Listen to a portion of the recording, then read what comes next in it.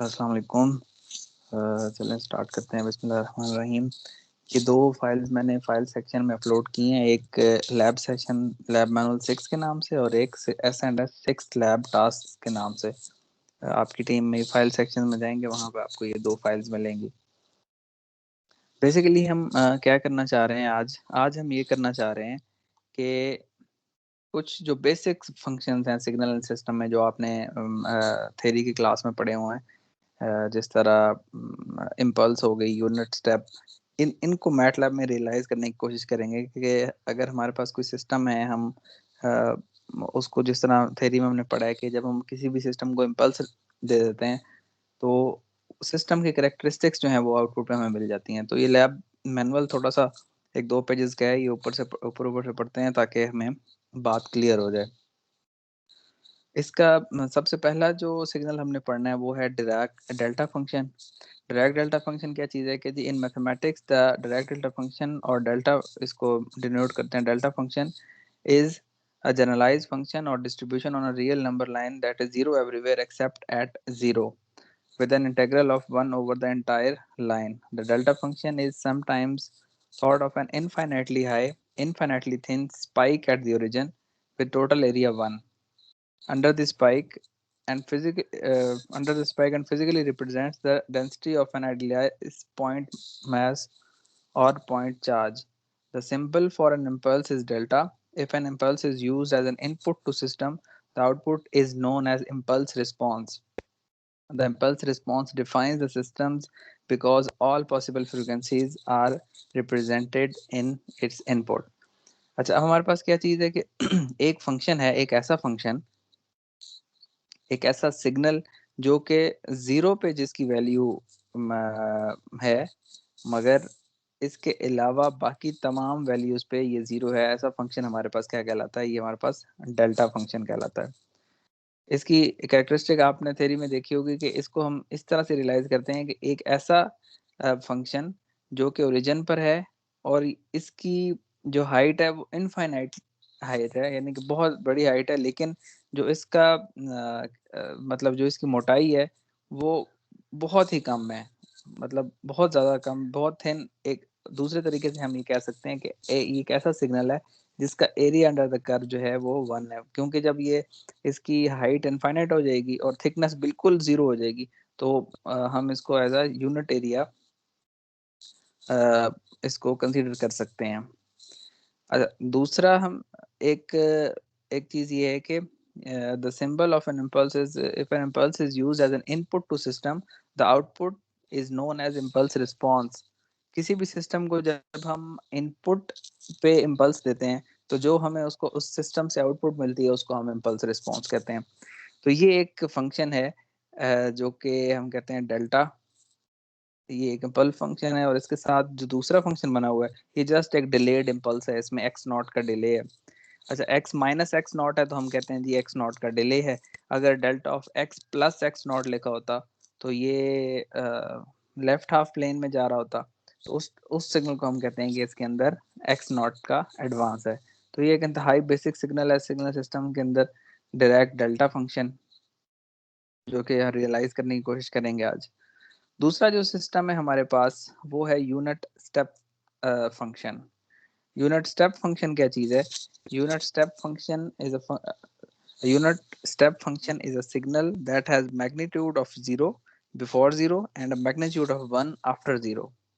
यानी कि अगर आप इस फिगर में देखें, एक ऐसा सिस्टम जिसका 0 से पहले मैग्नीट्यूड 0 है और 0 के बाद मैग्नीट्यूड इसका 1 है, ये हमारे पास यूनिट स्टेप फंक्शन है। The symbol for a unit step is u of t. If a step is used as the input to the system, the output is called step response. अगर आप एक system को unit step input देते हैं तो उसका जो उस सिस्टम के बाद जो आउटपुट आएगी उसे हम कहते हैं कि जी इसका स्टेप रिस्पॉन्स है। इसी तरह जब हमने डेल्टा दिया था तो हमारे पास क्या आया था कि ये इसका इम्पल्स रिस्पॉन्स है, और जब हमने इसको यूनिट स्टेप दी तो हम इसे कहते हैं ये इसका यूनिट स्टेप रिस्पॉन्स है। The step response shows how a system respond to a sudden input, similar to turning a switch। मतलब किस तरह की चीज़ है कि एकदम कोई स्विच ऑन कर दें, उसके साथ से इसको रियलाइज कर सकते हैं। The period before the output stabilises is called the transient part of the signal. The step response can be multiplied with other signal to show how the system respond when an input is suddenly turned on. ये input u of t उस time हम apply करते हैं जब एकदम हम signal देखते हैं। अच्छा, जो डेल्टा है, डेल्टा फंक्शन से आप यूनिट स्टेप किस तरीके से बना सकते हो? कहते हैं the unit step function is related to direct delta function by this expression. ये एक्सप्रेशन क्या है? ये एक्सप्रेशन ये है कि u of t is equal to, आप क्या करें, बहुत सारी जो है इम्पल्सेस ले लें और उन सब की समेशन कर दें, तो आपके पास यूनिट स्टेप फंक्शन बन जाएगा। वो इस तरीके से कि यहाँ पर देखें, अगर यहाँ पे बहुत सारी इम्पल्सेस हों और इन सब को आप इंटीग्रेट कर दें तो आपके पास यूनिट स्टेप फंक्शन बन जाएगा। रैंप फंक्शन क्या है जी? The ramp function is a unitary real function, मतलब एक साइडेड फंक्शन है। उस graph is shape like a ramp, ramp की तरह इसका ग्राफ है। It can be expressed by numerous definition. For example, एक डेफिनेशन इसकी, one of the definition is this के it has zero value for negative inputs, output equal to input for non negative inputs. कि यहाँ पे graph में देखें, अगर zero से पहले इसकी वैल्यू जीरो है, जीरो के बाद इसकी वैल्यू क्या है कि जो टी की वैल्यू है वही आर ऑफ टी की वैल्यू है, यानी कि input equals to output. The term ramp can also be used for other functions obtained by scaling and shifting and the function is in this article is the unit step ramp function. The slope is equal to 1 starting at 0. ये ramp function बाकी signals के बनाने में भी इस्तेमाल होता है। ये जो रैंप सिग्नल बना हुआ है यहाँ पे ग्राफ में, ये यूनिट रैंप फंक्शन है कि इसमें इनपुट इक्वल टू आउटपुट है। इस तरह का भी हो सकता है कि input equal output equal to two times of input, यानी कि टू टी भी कर सकते हैं, मतलब वो भी रैंप ही होगा, लेकिन यहाँ पे बेसिक रैंप फंक्शन हमारे पास बना हुआ है। एक और बेसिक फंक्शन जो सिग्नल्स के अंदर इस्तेमाल होता है वो है sinc function. The sinc function is also called as sampling function, is a function that arises frequently in signal processing and theory of Fourier transforms. The full name of function is sine cardinal, इसलिए इसको sync कहते हैं, but it is commonly referred as इसका common abbreviation जो है वो sync है। ये किस तरह का फंक्शन होता है? ये x is equal to zero पे इसकी वैल्यू 1 होती है और उसके अलावा बाकी तमाम वैल्यूज पे इसकी वैल्यू होती है sine of x divided by x. ये आपका सिंक फंक्शन। आगे ट्रांसफॉर्म फोरियर के अंदर काफ़ी ज़्यादा ये इस्तेमाल होता है। अगर आप लोग वहाँ पहुँच गए तो ठीक है, नहीं तो आगे चल के थ्योरी में भी आप इसको इस्तेमाल करेंगे। बेसिकली हम इसको रियलाइजेशन करेंगे इसकी सिग्नल की। एक और फंक्शन है, वो है हमारे पास रेक्ट फंक्शन। रेक्ट फंक्शन क्या चीज़ है? The rectangular function is a function that zero outside the interval and unity inside it. कि अगर आप ग्राफ देखें, एक इंटरवल है, वो कोई भी इंटरवल है, वो हम खुद अपनी मर्जी से सेट कर सकते हैं, ये जो गिवन है रिक्वायरमेंट के मुताबिक। इस यूनिटी क्या नाम है, इस इंटरवल के अंदर इसकी वैल्यू 1 होती है, बाकी हर कहीं ये 0 होता है। और इसको मैथमेटिकली इस तरह से रियलाइज कर सकते हैं जहाँ जो हमारे पास यहाँ पर लिखा हुआ है। It is also called the gate function, the pulse function और विंडो फंक्शन एज दिस। इसको गेट फंक्शन कह सकते हैं, पल्स फंक्शन कह सकते हैं, विंडो, क्योंकि अगर आप इसकी शेप देखें तो एक गेट की सी है या एक विंडो की सी है, तो इसके दो तीन नाम इसको कह सकते हैं। एक और फंक्शन, एक और सिग्नल है, वो है हमारे पास signum function. In mathematics the sign function और सिग्नम फंक्शन, लैटिन में से साइन के नाम से कहते हैं, is an odd mathematical function that extracts the sign of real numbers. In mathematical expression, the sign function is often represented as, mathematics में ये आपके पास इस तरह से रिप्रेजेंट होता है कि एक सिग्नल है F of x is equal to 1 है। कब? जब x की वैल्यू 1, x की वैल्यू 0 से ज्यादा है, यानी कि राइट साइड पे इसकी सारी वैल्यू 1 है, x इज इक्वल टू 0 पे इसकी वैल्यू 0 है, और x जो है नेगेटिव वैल्यूज के लिए इसकी वैल्यू -1 है, यानी कि इसके अंदर ओरिजिन के ऊपर एक जंप है -1 से 1 पर। बाकी ये राइट साइड पे 1 है इसकी वैल्यू, और लेफ्ट हाफ प्लेन में इसकी वैल्यू -1 है। एक और सिग्नल जो है जो कॉमनली यूज होते हैं वो है the square wave and sawtooth wave.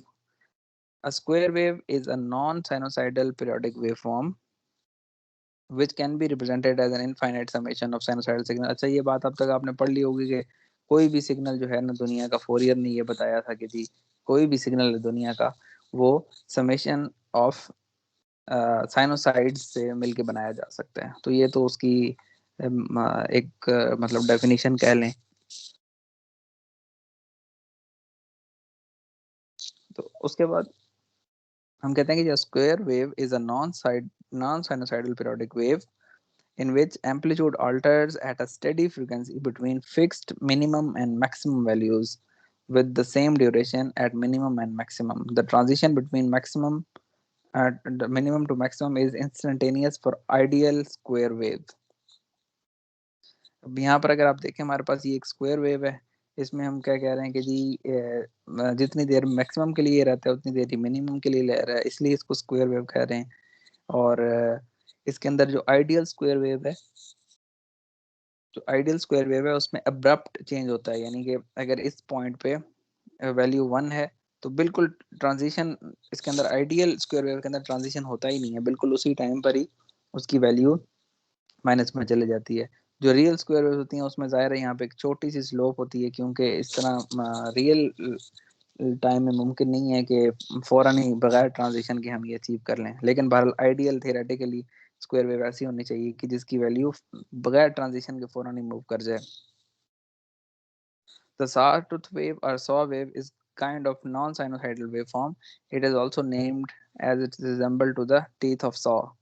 The convention is that sawtooth wave ramps upward and then sharply drops. However, in a reverse sawtooth wave, the wave ramps downward and then sharply rises. It can also be considered the extreme case for an asymmetric triangle wave। अच्छा, हमारे पास saw tooth wave क्या चीज़ है? Saw tooth wave है ये, जिस तरह हमारे पास वो आरा होता है, ये सॉ होती है, उसके दांतों की तरह की ये वेव है कि ये रैंप होती है। अब जिस तरह 0 से लेके 1 तक की ये रैंप सिग्नल है, उसके बाद ये बगैर ट्रांजिशन के ये एकदम जो है ये इसकी वैल्यू गिर जाती है मिनिमम वैल्यू पे, फिर इंक्रीज होती है, फिर गिर जाती है, फिर इंक्रीज होती है। अच्छा, ये जो है ये हमारे पास शॉर्ट ऑफ वेव है, जिसे हम नॉर्मली जब हम शॉर्ट ऑफ वेव की बात करते हैं तो ये इंक्रीजिंग इसके टूथ होते हैं, यानी कि ये पहले बढ़ती है फिर कम, फौरन कम हो जाती है। एक इस तरह की रिवर्स शॉर्ट ऑफ वेव में क्या होता है, रिवर्स शॉर्ट ऑफ वेव उल्टी होती है कि ये मैक्सिमम से गिर आ रही होती है, मतलब 1 से स्टार्ट होगी, यहाँ से 0 पे आएगी और फिर फौरन ऊपर चली जाएगी। मतलब जो ये बनी हुई ऐसे बिल्कुल जो रिवर्स होगी वो हमारे पास रिवर्स ऑटो वेव है। और एक और बात भी है, अगर आप देखें ये ट्राइंगुलर वेव को देखें, इसमें जितना राइज टाइम है रैंप का यानी कि मिनिमम से मैक्सिमम जाने में, उसके बाद मैक्सिमम से मिनिमम आने में, अगर ये मैक्सिमम से मिनिमम आने वाला जो टाइम है ये इंतहाई कम कर दें हम, तो ये हम बेसिकली शॉर्ट ऑफ वेव बना लेंगे। तो हम इसलिए कह रहे हैं कि शॉर्ट ऑफ जो है ये एक स्पेशल केस है ट्राइंगुलर वेव का। ठीक है, ये हमारे पास कोई 7-8 बेसिक सिग्नल्स हैं जो सिग्नल सिस्टम के अंदर इस्तेमाल होते हैं, ये हम बनाने की कोशिश करेंगे। अब आप लैब टास्क वाली टैब में आ जाएं या फाइल आप ओपन कर लें। इसमें पहला टास्क क्या है? इसमें पहला टास्क ये है कि राइट अ फंक्शन, आपने एक फंक्शन बनाना है। अच्छा, फंक्शन बनाने आपको याद होगा जो हमने पिछली लैब की थी उसके अंदर हमने फंक्शंस बनाने सीखे थे। फंक्शंस बनाने जो सीखे थे उसके अंदर जो हमने कन्वेंशन क्या रखी थी कि आपका फंक्शन का जो नेम है वही फाइल का नेम होना चाहिए। फंक्शन के इनपुट आर्गूमेंट्स होते हैं, फंक्शन के आउटपुट आर्गूमेंट्स होते हैं, उसके अंदर फिर बाद में आप एंड में कोई वैल्यू रिटर्न करना चाहें तो वो रिटर्न कर सकते हैं। तो लैब टास्क 1 में आपने क्या करना है, right a function unit step. Function आपने बनाना है यूनिट स्टेप के नाम से, विच प्रमोट्स यूजर टू एंटर, एक मिनट रुकने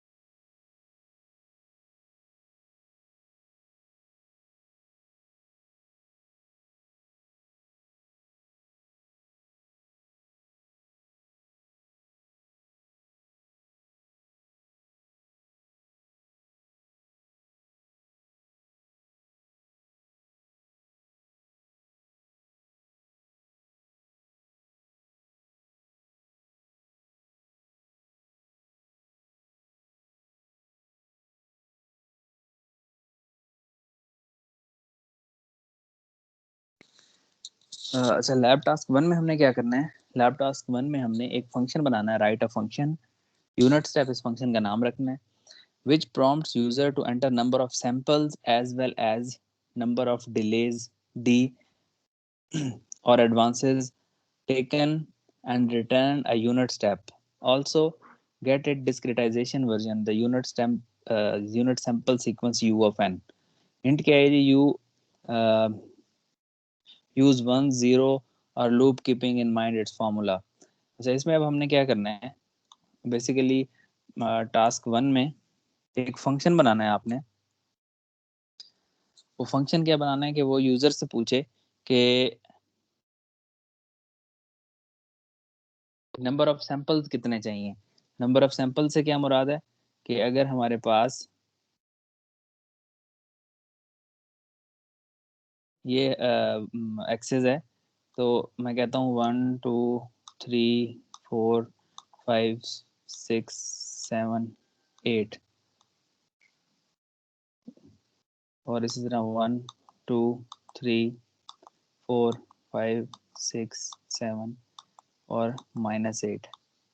सैंपल से ये मुराद है कि मैं दो तरीके से आप इसे कह सकते हैं, या आप उसे कह सकते हैं जी मुझे इन टोटल जो है वो 8 8 16 और 17, मुझे टोटल 17 सैंपल्स चाहिए।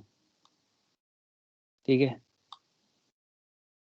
17 सैंपल चाहिए, मतलब यूजर आपसे कहे कि 17 सैंपल्स चाहिए। लेकिन ये तरीका इसलिए ठीक नहीं है, थोड़ा सा इसमें एक बात है कि या हो सकता है कि वो 17 सैंपल इक्वली डिस्ट्रीब्यूटेड ना हो, यानी कि मैं चाह रहा हूँ कि 4 से शुरू होके और इस साइड पे 13 और 12 इस साइड पे हो, 4 इस साइड पे हो। तो बेसिकली ज़्यादा तरीका ये है कि यूज़र आपको बताए कि मुझे जो सैंपल्स चाहिए वो चाहिए -8 से लेके और 8 तक, ये मुझे सैंपल्स चाहिए। ये आपकी कन्वेंशन है कि आप उसको किस तरह से सैंपल्स उसको देते हैं। और डिले डी से क्या मुराद है कि लेट से हमारे पास जो इम्पल्स है वो यहाँ पर हमने बनानी है। ये जो इम्पल्स बनानी है तो इसका मतलब क्या है? इसका मतलब है कि जो डिले है वो 1 2 3, D is equal to 3 delay, वो D is equal to 3 delay होगा। यानी कि हमारे पास जो डेल्टा फंक्शन बनना है वो अगर लेट से एक्स में बन रहा है, x-3 हमें चाहिए बेसिकली, या अगर आप एडवांस में देना चाहते हैं तो फिर ये डी जो है इसको माइनस साइन के साथ दे देंगे, डी इज इक्वल टू -3। तो डी इज इक्वल टू -3 का मतलब है कि हम ये वाली इम्पल्स चाह रहे हैं x+3। x+3 कहाँ पर होगा? x+3 जो है वो लेफ्ट हाफ प्लेन में होगा, वो यहाँ पर -3 पे बना हुआ होगा। तो आपने इस में क्या करना है? एक तो आपने unit sample sir U of G sir आपने कहा यूनिट स्टेप फंक्शन में एक ही सिग्नल होता है, अदरवाइज बाकी सैंपल्स पे तो ये बाकी स्टेप्स पे ये ज़ीरो होता है। तो अभी हमने यहाँ पे 17 सैंपल्स लिए, तो इनके ऊपर भी होगी क्या? मतलब मैग्नीट्यूड इसकी एक ही पोजीशन पे 1 होती है, लेकिन हमने जी यहाँ जो पे 17। जो बाकी सारे होंगे ना उन सब पे इसकी वैल्यू 0 होगी, उन सब पे वैल्यू 0 होगी इसकी। ये सिर्फ मैंने आपको समझाने के लिए बना दिया कि अगर आपको क्वेश्चन में मतलब डी अगर आप नेगेटिव दे देते हैं इसको, अगर डी नेगेटिव दे देते हैं तो इसका मतलब है कि आप शिफ्ट नहीं दे रहे, एडवांस दे रहे हैं, और इस केस में ये वाला 1 हो जाएगा, बाकी सब 0 हो जाएंगे। अच्छा लेकिन सर, ये अगर मतलब आप इसका मतलब ये ग्राफ को डिफाइन करने के लिए ना सर, इसकी रेंज कहाँ तक होगी? हाँ जी, ऐसे ही है, बिल्कुल ऐसे ही है। थैंक और यू। अगर आप सिंपल डी पॉजिटिव में दे रहे होंगे तो इसका मतलब है कि आप डिले देना चाह रहे हैं। जब आप डिले दे रहे होंगे तो ये एक आपके पास मौजूद होगा, बाकी सारी एंट्रीज इसकी 0 हो जाएंगी।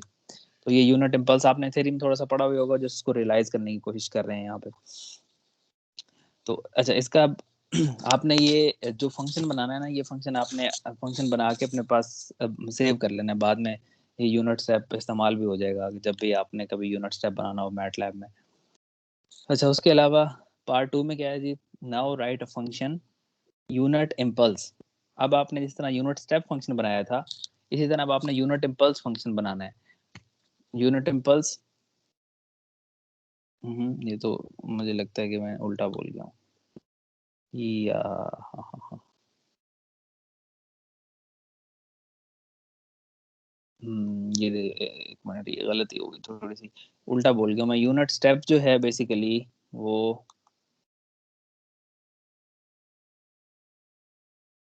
यूनिट स्टेप हमारे पास क्या है, यूनिट स्टेप हमारे पास ये है कि किसी भी एक वैल्यू के बाद इसकी वैल्यू 1 है।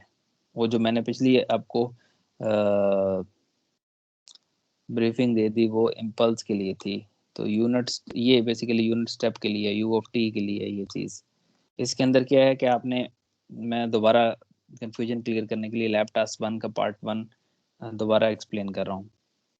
आपने एक ऐसा फंक्शन बनाना है जिसका नाम हो यूनिट स्टेप फंक्शन, जो यूजर से पूछे कि नंबर ऑफ सैंपल्स कितने हैं। सबसे पहले पूछे नंबर ऑफ सैंपल्स से मुराद ये है कि लेट से मैंने -4 से लेके +16 तक ये काम करना है, ये ग्राफ बनाना है। क्योंकि मैटलैब है, मैटलैब में कुछ ना कुछ तो हमें देना है। इनफाइनाइटली सिग्नल तो मैटलैब बना नहीं सकता। तो अगर हमने इनफाइनाइट भी रियलाइज करना है मैटलैब में, जब हम रियलाइज करेंगे तो उसको कुछ ना कुछ फाइनाइट वैल्यूज देनी पड़ेंगी। तो यहाँ पे लिखा हुआ write a function unit step which prompts user to enter number of samples. ये नंबर ऑफ सैंपल्स यूजर से पूछ ली, और दूसरी चीज पूछ ली एज डी डिले, कि क्या इसमें कोई डिले है। अगर यूजर कहता है हाँ जी इसके अंदर जो डिले है वो है डी इज इक्वल टू, अगर यूजर कहता है डी इज इक्वल टू 2 है, तो इसका मतलब है अब हमने जो यूनिट स्टेप बनाना है वो है यू ऑफ टी -2। तो जो यू ऑफ टी -2 होगा वो हमारे पास यू ऑफ टी -2 1 और 2 से शुरू होगा। अगर यूजर कहता है डिले 2 है तो फिर हमें आउटपुट पे इस तरह की जो है वो आउटपुट मिलनी चाहिए जिस तरह की ये रेड वाली बनाई है। इसी तरीके से अगर यूजर कह देता है कि इंटरवल सेम रहे लेकिन हमारे पास जो डी है डी इज इक्वल टू -2 हो जाए, और अगर डी इज इक्वल टू -2 हो जाए तो आपका जो फंक्शन आप बना रहे हैं वो -2 से प्लॉट कर दे। कहाँ तक प्लॉट करते जितने सैंपल्स की रेंज बताई हुई है। इसी तरह अगर वो इसके अंदर आगे चल के मॉडिफिकेशन ये भी कर सकते हैं कि अगर आप यूनिट स्टेप जो है वो उल्टा बनाना चाह रहे हैं, मतलब लेट से अगर आप यू ऑफ माइनस -t -2 करना चाह रहे हैं, तो उसके अगर इस तरफ का लेफ्ट हैंडेड का यूनिट बनाना चाह रहे हैं तो वो फिर बाद में इसके अंदर हम और मॉडिफिकेशन कर लेंगे। तो पहले टास्क में आपने यूनिट स्टेप के नाम से फंक्शन बनाना है जिसके अंदर नंबर ऑफ सैंपल्स यूजर से पूछा जाए और डिले यूजर से पूछा जाए, और आपका जो फंक्शन है वो यूनिट स्टेप रिटर्न करे, यानी कि प्लॉट करके दिखाए। Also gets a discretization when you of n, जहाँ पे आप प्लॉट करेंगे वहाँ, जहाँ जहाँ प्लॉट करेंगे वहाँ स्टेम की कमांड यूज करेंगे तो वो डिस्क्रिटाइज वर्जन आ जाएगा। वो जब साथ साथ करेंगे तो मैं आपको गाइड करता जाऊंगा। उसके बाद पार्ट 2 में क्या करना है, now write a function unit impulse function. अब आपने यूनिट इम्पल्स फंक्शन बनाना है जो पहले मैंने एक्सप्लेन कर दिया। यूनिट इम्पल्स के अंदर क्या है कि सिर्फ 0 पे इसकी वैल्यू 1 होगी, बाकी तमाम वैल्यूज इसकी जो है 0 होंगी, यानी कि एक यहाँ पे सिर्फ वैल्यू होगी बाकी सारी वैल्यूज 0 होंगी। इसमें भी आपने यूजर को क्या देना है, इंटरवल देना है, और अगर कोई डिले है तो वो डिले भी देना है। अगर लेट से डिले जो है इसके अंदर है डी इज इक्वल टू 3 है, तो आपकी ये इम्पल्स 1 2 से 0 से उठ के 3 पर आ जाएगी। इसी तरह डिले अगर आपने -3 दे दिया तो ये, अगर डिले इज इक्वल टू -3 है तो ये आपकी इम्पल्स 1 2 और -3 पे चली जाएगी उठ के। अच्छा, which give an impulse function with number of samples taken from the user, and you can use same hint, आप यही zeros ones और ये इस्तेमाल करके बना सकते हैं। अच्छा, लैब टास्क 2 जो है, लैब टास्क 2 जो है इसके अंदर सिंपल बस सिग्नल्स बनाने हैं। उसमें क्या करना है कि use functions similar to task 1 to generate following signal in continuous and discrete times. जिस तरह आपने स्टेप के लिए एक फंक्शन बनाया, उसके लिए डेल्टा के लिए फंक्शन बनाया, इस तरह आपने एक रैंप के लिए फंक्शन बनाना है और रैंप जनरेट करनी है। अब ये आप किस तरह से बनाएंगे, हमने लैब मैनुअल में पढ़ा है कि रैंप फंक्शन ऐसे होता है। इसका मैथमेटिकल एक्सप्रेशन देखें कि रैंप फंक्शन 0 से पीछे 0, 0 से आगे इनपुट इक्वल्स आउटपुट। यहाँ से आप इसके मैथमेटिकल फार्मूला से हेल्प ले सकते हैं इनके।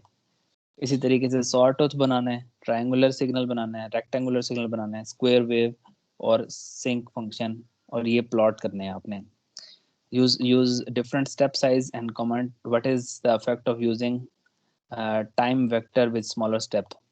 ठीक है, ये इधर पहुंचते हैं तो फिर इसके अंदर एक चीज थोड़ी सी ऑब्जर्व करने वाली है, वो ऑब्जर्व करेंगे। Is there any difference between discretize and digital signals, चलें ठीक है, ये भी आंसर करेंगे। लैब टास्क 3 के अंदर आपने क्या करना है कि generate and plot the following sequence over the indicated interval.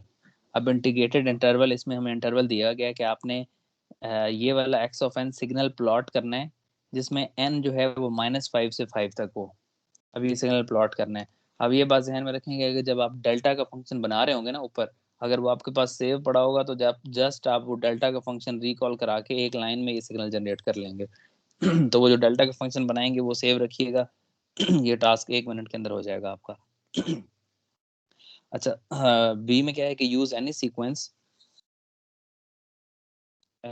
Sequence in lab task 2 1। Lab task 2 1 का कोई भी सीक्वेंस उठाएं for the following signal operation. Sum करें, मल्टीप्लाई करें, फोल्ड करें, शिफ्ट करें, कि कोई भी अपनी मर्जी का सिग्नल लेके उनके अंदर ये 4 ऑपरेशंस आप कर सकते हैं। तो अभी आप लैब टास्क 1 स्टार्ट करेंगे। यूनिट स्टेप सबसे पहले बनाएं और उसके बाद फिर आहिस्ता आहिस्ता हम आगे चलते हैं। जिसका जो कोई बना ले वो बता दे, फिर स्क्रीन शेयर करके बाकियों के लिए भी आसानी हो जाएगी। अब यहाँ से शुरू करें लैब टास्क 1। कोई क्वेश्चन है तो पूछते रहें साथ साथ।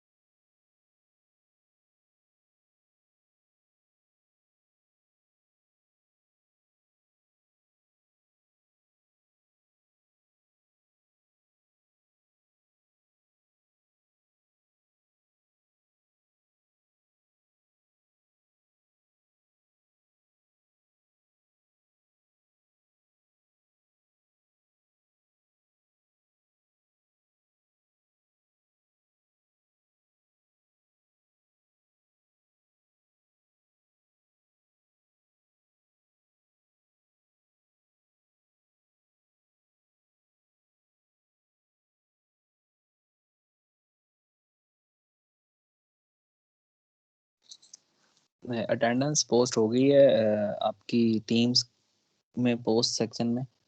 तो वो पहले आप अटेंडेंस लगा लें, फिर अटेंडेंस का लिंक जो है वो बंद हो जाएगा। 1 मिनट रुक के पहले अटेंडेंस लगा लें।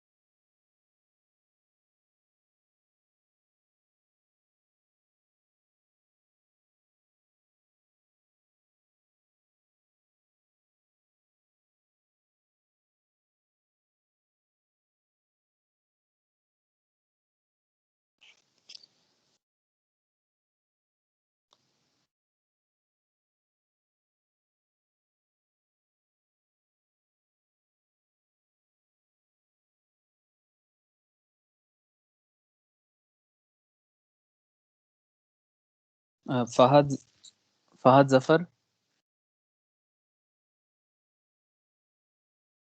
फहद जफर। फहद जफर, आप अपनी स्क्रीन शेयर करें।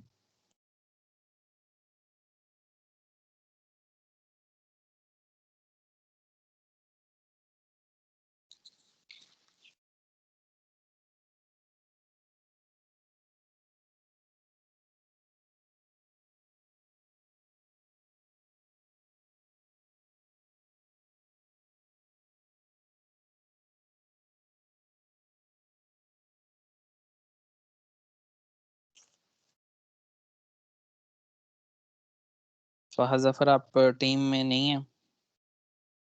आपके जो है वो स्लैब के जो अटेंडेंस और परफॉर्मेंस के मार्क्स हैं वो मैं 0 लगा रहा हूँ।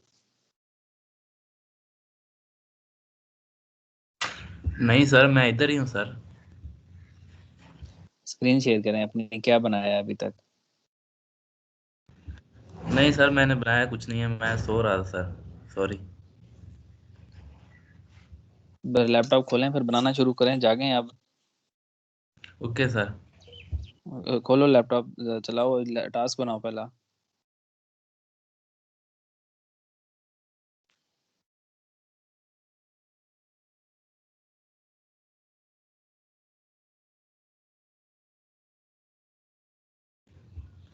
सर यहाँ लाइट नहीं है, लैपटॉप तो मेरा ऑफ है सर, मैं तो मोबाइल पे हूँ सर। इसका मेरे पास तो हल नहीं है, फिर ऑनलाइन मोबाइल से लॉगिन कर लो मैटलैब।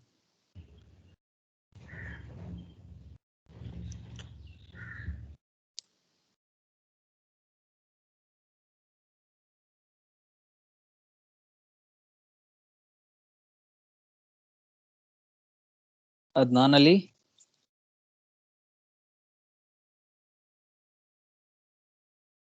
Yes sir. दिखाओ क्या कर रहे हो।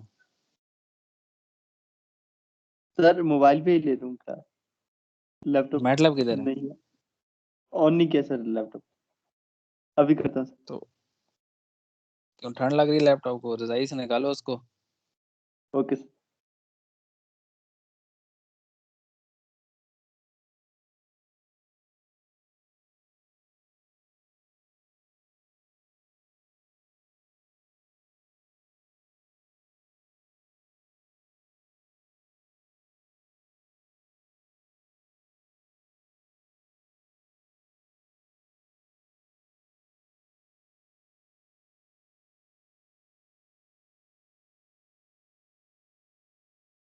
नौकर अब्बास।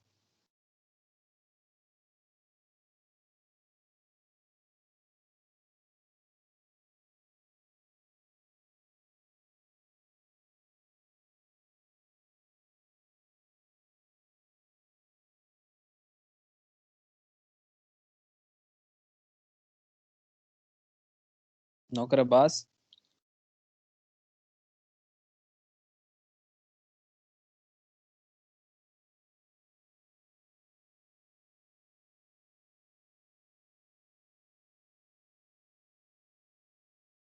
नौकर अब्बास, आप मुझे लगता है नहीं है टीम में, मैं आपके नंबर जो है वो लैब परफॉर्मेंस के निकाल रहा हूँ उसमें से।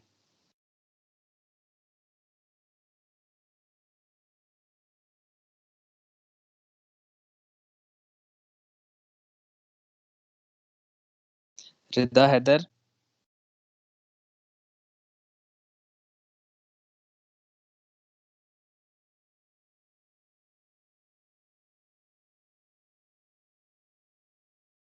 Yes sir.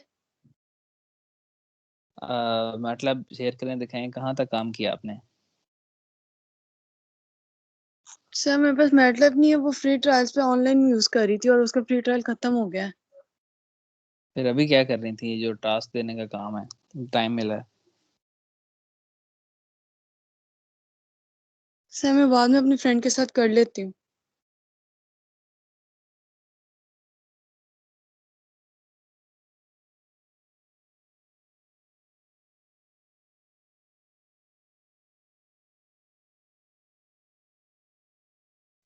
हमाद रजाक।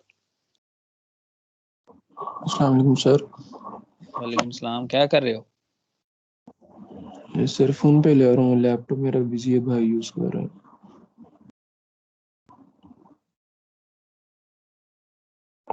इसका मतलब है सारे ही फोन पे ले रहे हैं, फिर टास्क का टाइम नहीं देना चाहिए, तो वैसे टाइम जाया करने वाली बात है।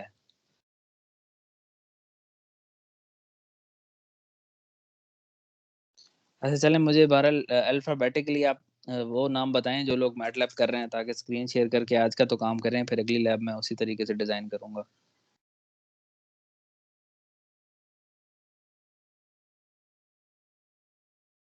ए से जिनके नाम स्टार्ट हो रहे हैं उनमें से कोई ऐसा बंदा जो लैपटॉप यूज कर रहा हो और ये टास्क बना रहा हो।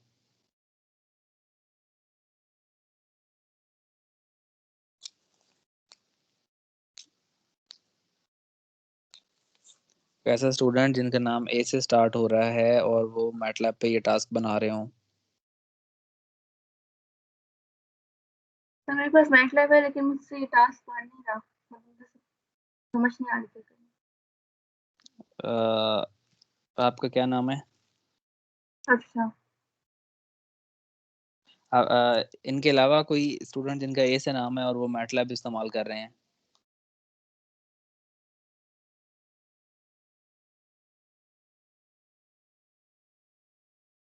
अच्छा आप स्क्रीन शेयर करें आप। तो लेकिन मुझे समझ नहीं आ रही कि क्या करना है, कोड नहीं मुझसे बना। अभी तक कुछ बनाया या अभी जस्ट उस पे सोच रही हैं? नहीं बनाया, क्वेश्चन तो समझ आ गया लेकिन कोड नहीं समझ आ रहा।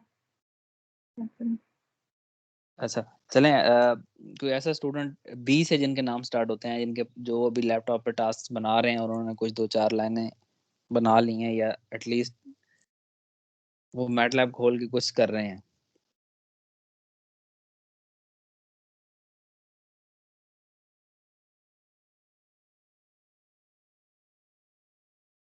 सी से जिनके नाम स्टार्ट हो रहे हैं उनमें से कोई ऐसा स्टूडेंट जो कि मैटलैब पे काम कर रहा है?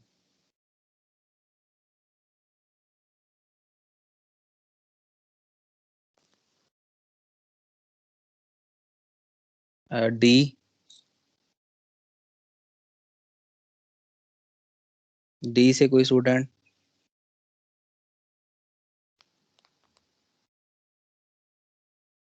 ई से? ई से?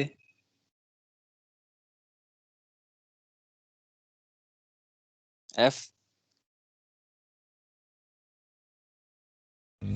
Yes sir. क्या नाम है आपका? फैसल सर। फैसल, दिखाओ क्या बनाया है। सर टास्क 1 बना रहा हूँ सर। दिखाओ जरा, क्या क्या अप्रोच लड़ाई हुई है, किस तरह से शुरू कर रहे हो? सर मुझे बनाए, मैं करता हूँ सर।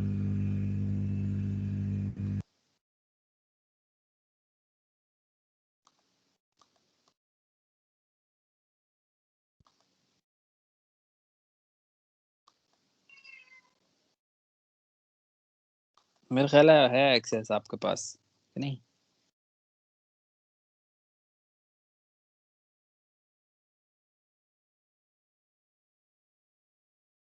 एक प्रेजेंटर, हाँ जी आपके पास एक्सेस है।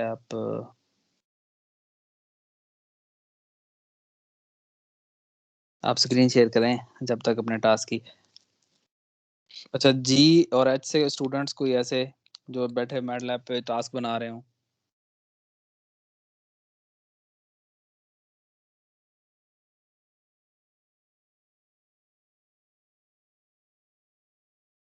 आई, जे और के?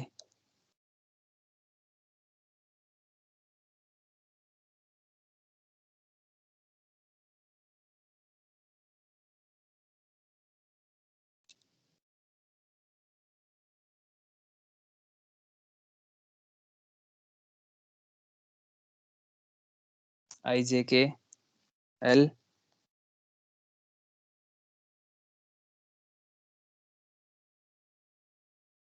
एम? एम से कोई students? Yes sir, yes sir try कर क्या रहे हैं सर, बन नहीं रहा है। क्या नाम है आपका? सर मुबीन अली। मुबीन अली, कहाँ तक पहुँचे हो? सर वो मैं आपको एक मेरा अकाउंट प्रेजेंटर बनाता हूँ। सर, नो सर वो भी अकाउंट मेरा ना सर लॉग आउट हो गया था ऑनलाइन सर, तो मैंने दूसरे की आईडी डाली है सर, किसी और स्टूडेंट की। तो सर वो लॉगिन अच्छा कर रहा हूँ मैं। अच्छा, चलें लॉगिन करें फिर शेयर करें। इसके अलावा मुबीन के अलावा कोई?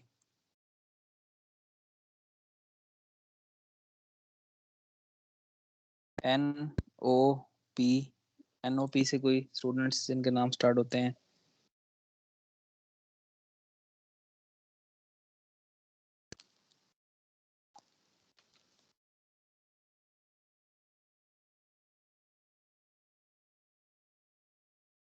QR,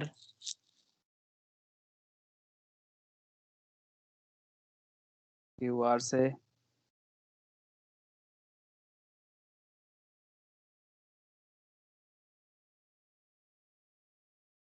ST,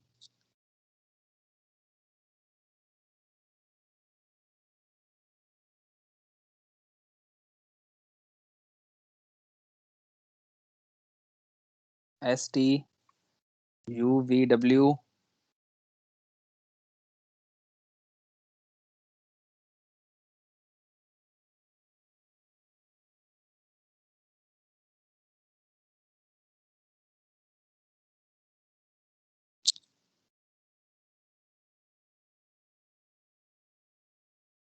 XYZ,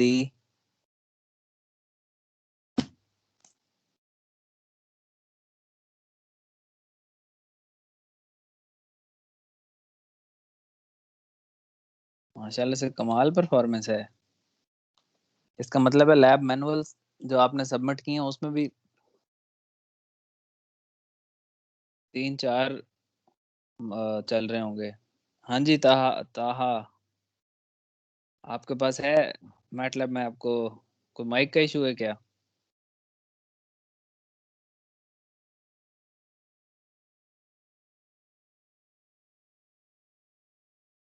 मैंने आपको प्रेजेंटर बनाया, स्क्रीन शेयर करें जरा।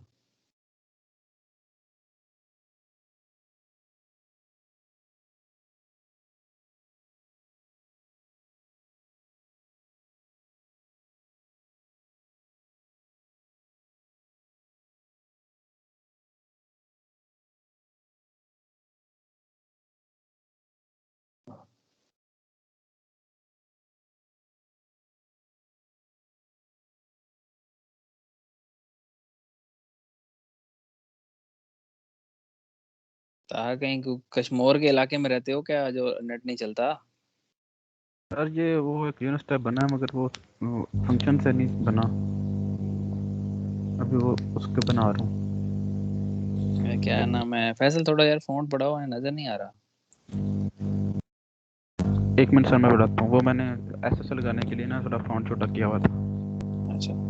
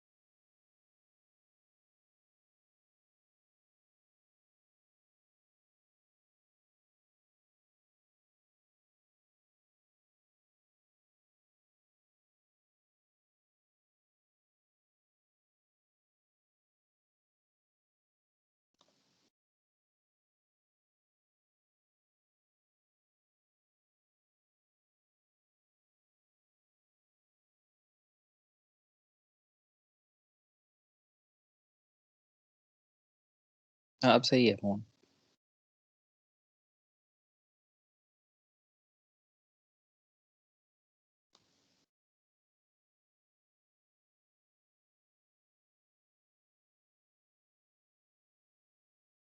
ठीक है था, ये तुमने रैंप बना दिया, पहला वो तो बनाओ ना यूनिट स्टेप और क्या नाम है उसका, उसके बाद रैंप पे भी चलते हैं।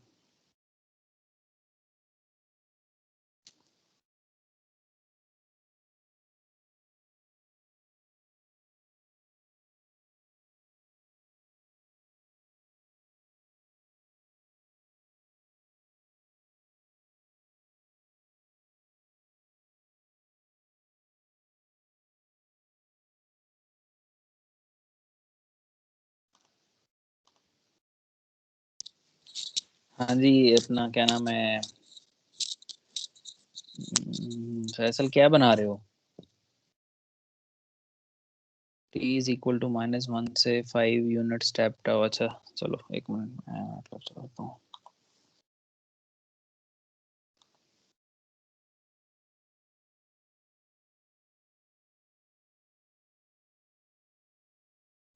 दूसरा यार मेरे पास जो है ना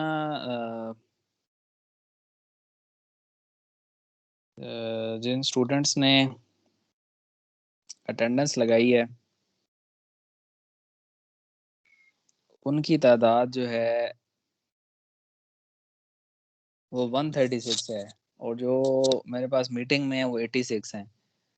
तो ये जो ऊपर वाले 50 स्टूडेंट है ना, ये ये फंस जाएंगे आज।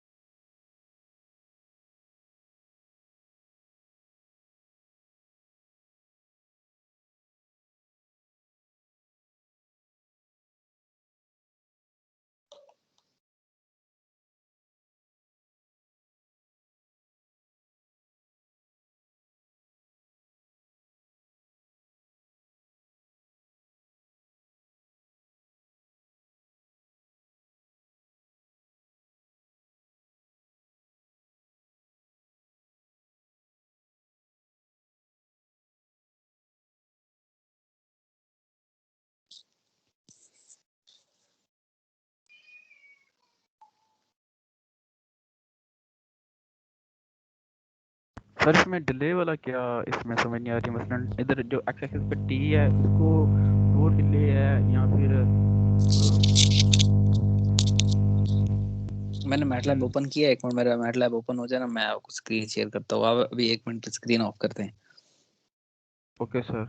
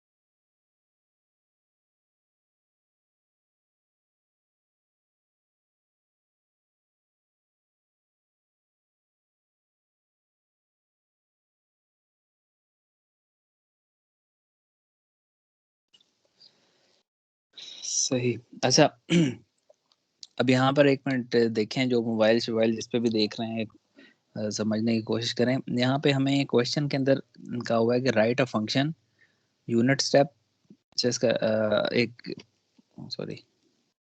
फंक्शन बनाना है यूनिट स्टेप का। अभी फिलहाल ये जस्ट उसके अंदर की वर्किंग है, इसको फंक्शन के अंदर कैसे आपने जो है इन्वेलप करना है वो आपको पता है कि किस तरह फंक्शन जो है वो बनाते हैं पिछली लैब से। अभी जस्ट इसकी वर्किंग देखने के लिए ये मैं कोड आपको दिखा रहा हूँ। इसमें इसने क्या करना है, इसने सबसे पहले क्या करना है, क्वेश्चन को ना स्टेप बाय स्टेप पढ़ेंगे। Which promotes user to enter number of samples, यानी कि आप कागज पेंसिल पे जब ड्राई एल्गोरिथम बनाते हैं ना, उसमें इसको बुलेट्स में लिख लिया करेंगे। सबसे पहले फंक्शन चलेगा तो क्या होगा, ये यूजर से पूछेगा कि यार कितने नंबर ऑफ सैंपल्स चाहिए। वो नंबर ऑफ सैंपल्स, अब नंबर ऑफ सैंपल्स लेने के दो तरीके कार हैं, जैसे मैंने पेंट में बताया है कि आप उससे एक टोटल वैल्यू ले लें, या फिर उससे एक मैट्रिक्स ले लें, कि मतलब मैट्रिक्स की वैल्यूज पे ले लें। दोनों तरीके से कर सकते हैं। अगर मैट्रिक्स की वैल्यू लेंगे तो उस तरीके से साइज के थ्रू कर लेंगे, अगर डायरेक्ट इंटरवल लेंगे तो उससे भी हम बनाते हैं। बहरहाल अभी आगे चलते हैं बात। एक आपने यूजर से नंबर ऑफ सैंपल्स लेने हैं, एक उससे डिले पूछना है। ये दो काम करने के बाद आपने यूनिट स्टेप प्लॉट कर देना है। ठीक है, अब इस कोड में है, इस कोड में CLC क्लियर, उसके बाद लाइन नंबर 4 में से स्टार्ट हो रहा है। लाइन नंबर 4 में जब मैं ये प्रोग्राम रन करता हूँ, मेरे पास आता है delay unit step signal generation. ये जस्ट अगर आप कमांड विंडो में देखें तो ये सिर्फ मतलब अगर ये कोड किसी और को भी देंगे तो वो उसको थोड़ी सी इन्फॉर्मेशन मिल जाएगी कि यार ये क्या करना चाह रहा है ये कोड। तो सबसे पहले जस्ट एक वैल्यू डिस्प्ले कराई एक delay unit step signal generation. ठीक है, कुछ भी नहीं है, जस्ट एक वैल्यू डिस्प्ले है। लाइन नंबर 5 में क्या है, लाइन नंबर 5 में अब हमने यूजर से इनपुट लेना है। यूजर से इनपुट क्या लेना है, नंबर ऑफ सैंपल्स जो है वो यूजर से इनपुट लेने हैं। अब नंबर ऑफ सैंपल जो यूजर से इनपुट लिए हैं उसको n में स्टोर कर दिया। फॉर एग्जांपल इस टाइम मैंने यहाँ पर एंटर किया कि नंबर ऑफ सैंपल्स जो है वो 20 हैं। ठीक है, मैंने सिर्फ एक नंबर के तरह से किया है। अगर वेक्टर की फॉर्म में करेंगे तो वो उस तरीके से आप अपने कोड में अमेंडमेंट कर सकते हैं। अभी मैंने उससे कहा ये 20 सैंपल्स मुझे चाहिए, मैंने 20 दे दिया। दूसरी बात क्या पूछनी है, डिले डी पूछना है। यहाँ से उसने कहा एंटर डिले वैल्यू, कि आपने जो यूनिट स्टेप है वो कितनी डिलेड या एडवांस आपने बनानी है। मैंने कहा जी 2 डिले बनानी है। अब ये जो लाइन नंबर 7 के अंदर n बन रहा है, ये n क्या है, ये n बेसिकली जो नंबर ऑफ सैंपल्स मैंने दिए थे वहां से -n से लेके n तक, यानी कि अगर मैंने जो यहाँ पे इनपुट पे 20 चलें 20 बड़ी वैल्यू, अगर मैं इनपुट पे 5 वैल्यू देता हूँ तो मेरे पास जो ये यूनिट सैंपल बनना होगा ये -5 से लेके 5 तक बन रहा होगा। यानी कि टोटल इसके अंदर जो वैल्यूज होंगी वो क्या नाम है 5 और 5 10 और 1 0 11 वैल्यूज होंगी। अच्छा, अब यहाँ पर अगर आप चाहते हैं कि यूजर से आप एक वैल्यू इनपुट लेने की बजाय पूरा वेक्टर इनपुट लें तो आप पूरा वेक्टर भी इनपुट ले सकते हैं। आपको पता है फंक्शन के अंदर किस तरह इनपुट जो है वो कॉल की जाती है। अच्छा, फिलहाल मैंने एक जो है वो यूजर से सैंपल्स ले लिए। इसमें मैंने क्या है, इसमें मैंने जस्ट एक एक्स एक्सेस बना दिया कि माइनस, अगर मैंने 20 लिखा था तो -20 से लेके +20 तक एक एक्स एक्सेस बन गया कि इस इंटरवल के ऊपर मुझे सिग्नल बनाना है या शो करना है। अब अगली बारी आ गई सिग्नल की। सिग्नल है G x is equal to 0s 1, n+d।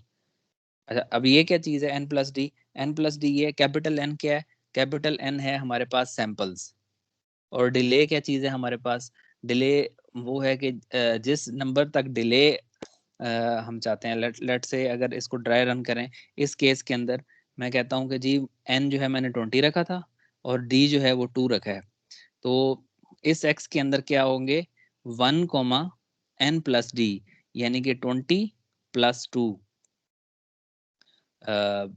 एक रो और n+d यानी कि 20 + 2 22 कॉलम बन जाएंगे। ये 22 कॉलम बन गए। उसके बाद एक और उसके आगे क्या किया, वंस, मतलब पहले जीरोस थे। ये क्यों किया, ये इसलिए किया है कि इस वैल्यू तक हमारे पास यूनिट स्टेप की वैल्यू जो है वो 0 रहनी है। जिस तरह मैं साथ में अगर इसका ग्राफ भी शो करूं, फॉर एग्जांपल 20 और 2 के लिए, यहाँ पर अगर आप देखें, इसको किस साइड पे यहाँ पे कर देते हैं, चलो यहाँ पे अगर आप देखें मेरे पास जो डिले था वो 2 का था, इनपुट सैंपल 20 थे, तो यहाँ पे कितने जीरोस जनरेट किए मैंने लाइन नंबर 8 के अंदर? एक जीरोस का वेक्टर जनरेट किया जिसके अंदर एक ही रो थी और कॉलम्स थे n प्लस डी। n हमारे पास क्या था 20 और d है 2, यानी कि 20 और उसके बाद 2, ये हमने जीरोस जनरेट किए क्योंकि यूनिट स्टेप बना रहे थे ना। और उसके बाद यूनिट स्टेप में क्या होता है कि इससे आगे वाली तमाम वैल्यूज 1 होती हैं, तो उससे आगे हमने क्या किया कि आगे सारी 1 कर दी, और वो 1 कितनी होंगी? n माइनस डी प्लस 1, क्योंकि हमने x का जो साइज है वो उसके इक्वेट करना है, तो इस वजह से जो है मतलब n और x का साइज दोनों का सेम होगा तो ये प्लॉट हो सकेगा ना। तो जस्ट ये इसके अंदर लाइन नंबर 7 और लाइन नंबर 8 ये 2 लाइन सिर्फ हैं जो काम कर रही हैं, और किसी किस्म के लूप वगैरह की इसमें कुछ ज़रूरत नहीं है, सिर्फ आपने जीरोस और 1 की मदद से यूनिट स्टेप बना लिया। सर लाइन नंबर 8 काइंडली दोबारा बता दें sir. Line number 8 line number 8 मैं आपको बता देता हूँ। अच्छा, इसको थोड़ा सा नाम वैल्यू कम कर देते हैं आसानी के लिए, 1 मिनट रुकें, मैं इसको रन करता हूँ। 5 नंबर ऑफ सैंपल्स मैंने उसे 5 बता दिए, और डिले मैंने कह दिया 2 पे। ये अब ज़रा थोड़ा सा वो है, तो ज़रा आसानी से समझ आ जाएगा ट्राई रन करते हुए। अब मैंने इसको क्वेश्चन में ये बताया है,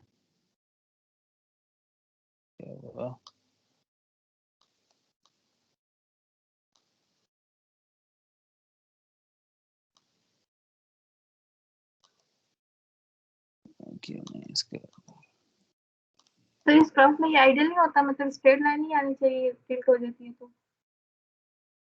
मैं आपके सवाल का जवाब देता हूँ, 1 मिनट। स्ट्रेट लाइन क्यों नहीं आ रही, इस सवाल का जवाब मैं आपको देता हूँ। बल्कि ये सवाल का जवाब जो है ना, ये इस सवाल का जवाब आपके जो samples function number of samples taken from user, इस क्वेश्चन का आंसर जो है वो टास्क 2 के पार्ट नंबर 2 के अंदर इसका आंसर आपने देना है, लेकिन चलें बार इसको डिस्कस करते हैं। अच्छा, अब मेरे पास ये देखें, मैं यहाँ पे एक बना रहा हूँ, इसको इधर रख देते हैं।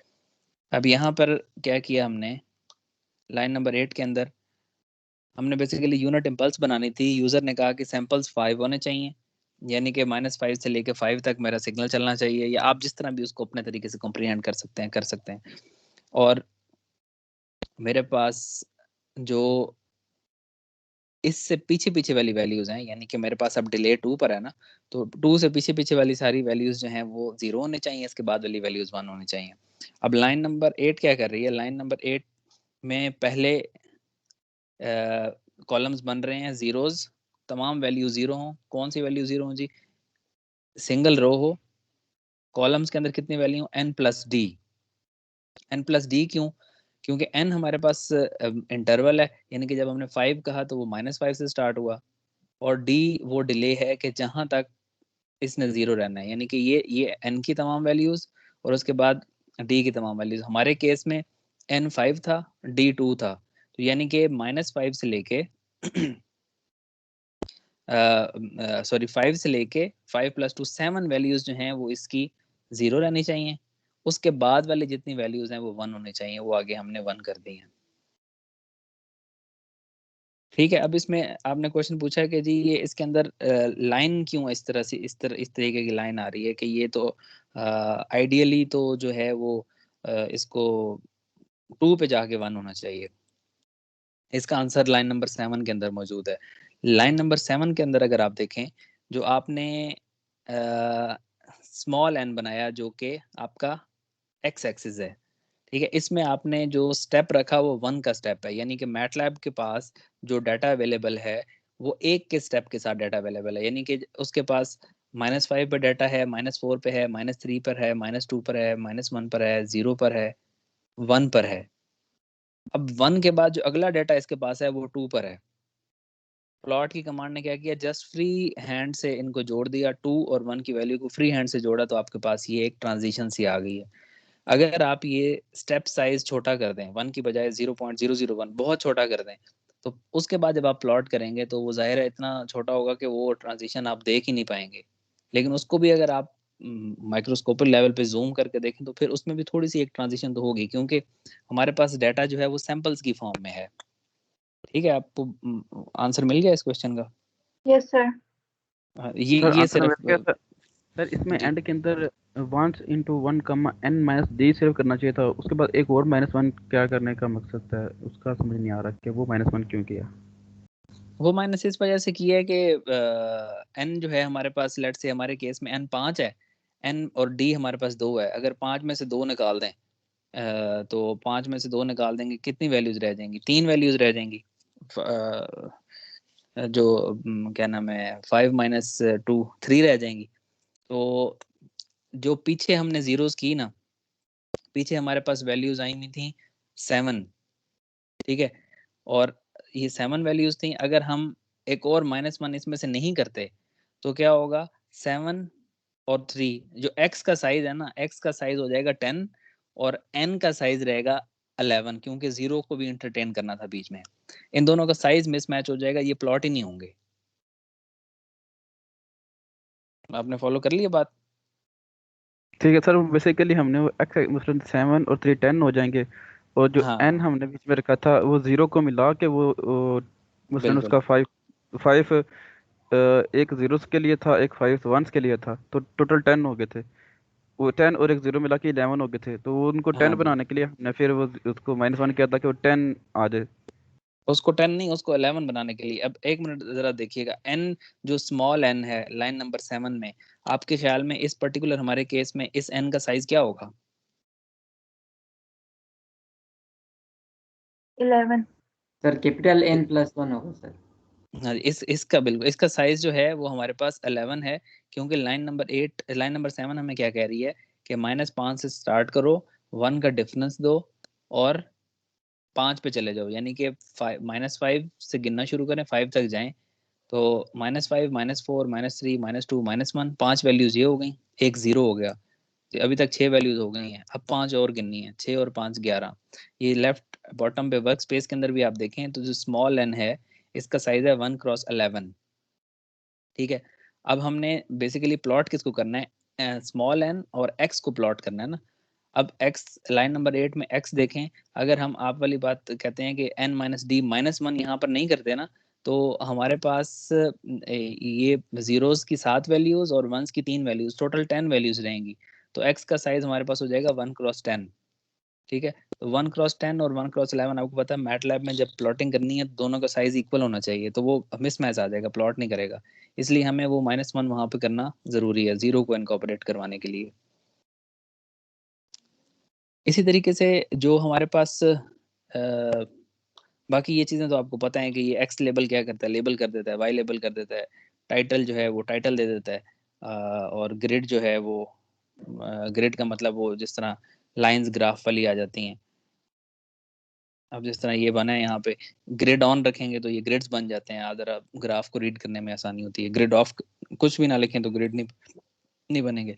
ये जो ऊपर टाइटल है, डिलेड यूनिट स्टेप सिग्नल, ये टाइटल है। एम्पलीट्यूड और सैंपल्स ये यहाँ पे अगर आप कोड में देखें, X label Y label title. अच्छा, अब के बाद से आप लोगों ने ये करना है कि जो भी आपने अपना लैब मैनुअल बनाना है उसमें कुछ लोग तो कर देते हैं, लेकिन उस कुछ लोग नहीं करते। उसमें आपने हमेशा जो भी टाइटल देना है ना, उस टाइटल में आपने मतलब आप यूनिट स्टेप सिग्नल बना रहे हैं, आपने लिखना है डिलेड यूनिट स्टेप सिग्नल, आगे ब्रैकेट में आपने अपना रोल नंबर लिखना है, आपका जो ग्राफ है उसके ऊपर आपका रोल नंबर आना चाहिए।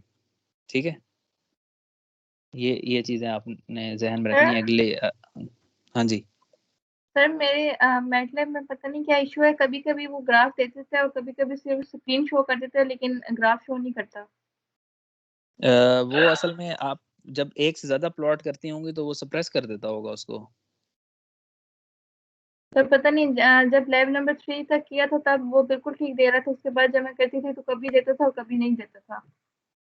आप ऐसे करें, इसमें प्रेफरेंसेस में जाके ना, यहाँ पे कहाँ है प्रेफरेंसेस आती हैं यहाँ पे, जहाँ से फॉन्ट चेंज होता है, तो उधर प्रेफरेंसेस में जाके इसको डिफ़ॉल्ट पे सेट कर दें। होम में जाके ना, ये प्रेफरेंसेस हैं, प्रेफरेंसेस में जाके मैटलैब को जिस तरह फैक्ट्री रीसेट करते हैं ना मोबाइल, इस तरह इसको फैक्ट्री सेटिंग पे इसको वापस ले जाएं, तो वो कोई आपकी जो सेटिंग हिली हुई है वो सही हो जाएगी। ठीक है सर, थैंक यू। सर अच्छा जी सर अगर हमने ज़ीरो से ग्राफ को स्टार्ट करना हो, उनके यूनिट स्टेप बाय डेफिनेशन तो ज़ीरो के ऊपर 1 होता है ना सैंपल में, तो सर अगर हमने 0 पे करना हो 1 और डिले भी ना देना हो तो फिर क्या करेंगे? ये जो फंक्शन बना हुआ है ना, ये बड़ा जेनेरिक बनाया है हमने। जेनेरिक किस तरह से बनाया है, अब इसको मैंने रन किया, इसने मेरे से पूछा भी सैंपल्स कितना चाहिए, मैंने कहा 5 सैंपल्स चाहिए। ये मेरे से पूछ रहा है डिले कितना चाहिए, मैं कहता हूँ मुझे डिले नहीं चाहिए, मुझे प्योरली यूनिट स्टेप चाहिए। जब मैं डिले 0 दूंगा तो ये आपको प्योरली यूनिट स्टेप मिल जाएगा।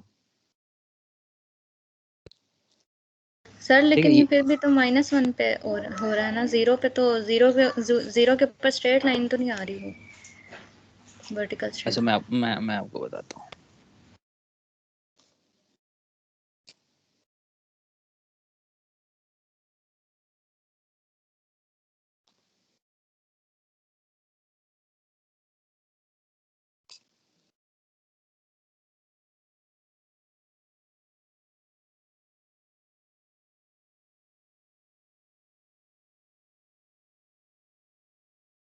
सर अभी -1 को वो +1 को हटाना पड़ेगा फिर। सर अब तो नहीं वो n की वैल्यू ज्यादा हो गई है ना, और x की। हाँ जी, +1 को नहीं हटाना पड़ेगा।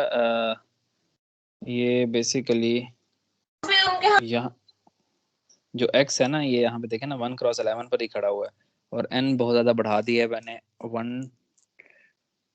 1,000,1 तक कर दिया ना, तो इसको हमें यहाँ से इसकी वैल्यूज़ भी बढ़ानी पड़ेंगी n का साइज सेम करने के लिए। बेसिकली n और x का साइज हमने सेम करना है ना, क्योंकि हमने इन दोनों को प्लॉट करना है। तो n जब हमारे पास 1 था यहाँ पे, उस टाइम पे तो हमारे पास n की वैल्यूज जो हैं वो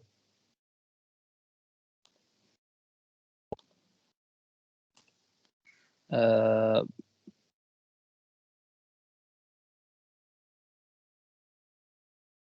11 थी ना हमारे पास। अगर हमने इसका स्टेप साइज छोटा करना है तो हमें x को थोड़ा सा मॉडिफाई करना पड़ेगा। x को किस तरीके से मॉडिफाई करेंगे, n हमारे पास 5 चल रहा है प्लस डिले d। अच्छा चलें, इसको एक एक तरीका मैं आपको और बताता हूँ। स्टेम करते हैं इसको एक लम्हे के लिए।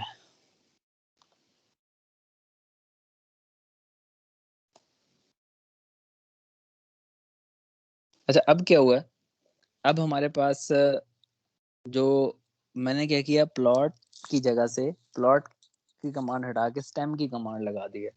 अभी पहले इन्होंने क्वेश्चन पूछा था कि हमारे पास ये ट्रांजिएंट क्यों आ रहा है, ट्रांजिशन क्यों आ रही है जब हम -1 से 0 पे जा रहे हैं। तो मैंने इसका ये जवाब दिया था कि जो प्लॉट की कमांड है वो इंट्यूटिवली फ्री हैंड से जो सैंपल पॉइंट्स होते हैं उनको ज्वाइन कर देती है। ठीक है, अभी और जो स्टेप की कमांड है वो जस्ट उस पर्टिकुलर स्टेप पे जो वैल्यू होती है, स्टेम की जो कमांड है ये उस पर्टिकुलर पॉइंट पे जो वैल्यू होल्ड कर रहा होता है मैटलैब सिर्फ वो डिस्प्ले करा देता है। तो एक चीज़ यहाँ पे आपने ध्यान में रखनी है कि जब भी आप डिस्क्रीट सिग्नल प्लॉट कर रहे होंगे मैटलैब में, तो आप प्लॉट की बजाय स्टेम की कमांड इस्तेमाल करेंगे, क्योंकि ये डिस्क्रीट सिग्नल है, इसमें हर डिस्क्रीट पॉइंट पे एक डिस्क्रीट वैल्यू है, ये एक डिस्क्रीट सिग्नल है। ठीक है, तो हमारे पास ये बेसिकली हम कह सकते हैं कि ये हमारे पास एक डिस्क्रीट सिग्नल है। स्टेम की कमांड से आप हमेशा डिस्क्रीट सिग्नल इस्तेमाल करेंगे। अच्छा, जब भी डिस्क्रीट सिग्नल इस्तेमाल कर रहे होंगे आपको पता है कि डिस्क्रीट के अंदर हमारे पास हमेशा इंटीजर्स पे वैल्यू आ रही होती हैं, तो उसमें लाइन नंबर 7 में जो हमने स्टेप रखा हुआ है वो 1 का ही रखेंगे, 1 का स्टेप हमारे लिए काबिल कबूल होगा। ठीक है, ये बात, इसमें कोई क्वेश्चन है? अगर नहीं है तो फिर वापस उस पर चलते हैं, उसका स्टेप बढ़ाते हैं। जी सर ठीक है। ना सर ठीक है। अच्छा, अब यहाँ पर देखें कि जब हमने प्लॉट लिखा हुआ था, यहाँ पे जब हमने प्लॉट लिखा हुआ था,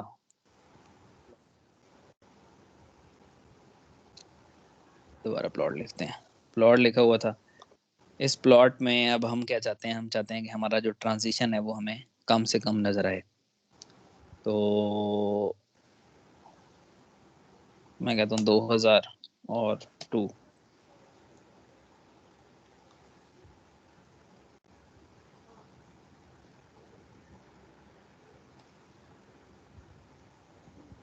अब अगर आप देखें ना, अब मैंने क्या किया है, अब ये बेसिकली सिर्फ इल्यूजन है। मैंने क्या तब्दीली की है इसके अंदर, मैंने ये तब्दीली की है कि मैंने जो इंटरवल था वो बहुत ज़्यादा बढ़ा दिया है। अब चूंकि इंटरवल बहुत ज़्यादा बढ़ गया, हमारे पास स्क्रीन जो है वो लिमिटेड है, तो इसके अंदर आपको 0 से 2 पे जा रहे हैं तो आपको कोई भी ट्रांजिशन नज़र ही नहीं आ रहा है। बिल्कुल वही चीज़ अगर आप इसको जूम करें एक लम्हे के लिए,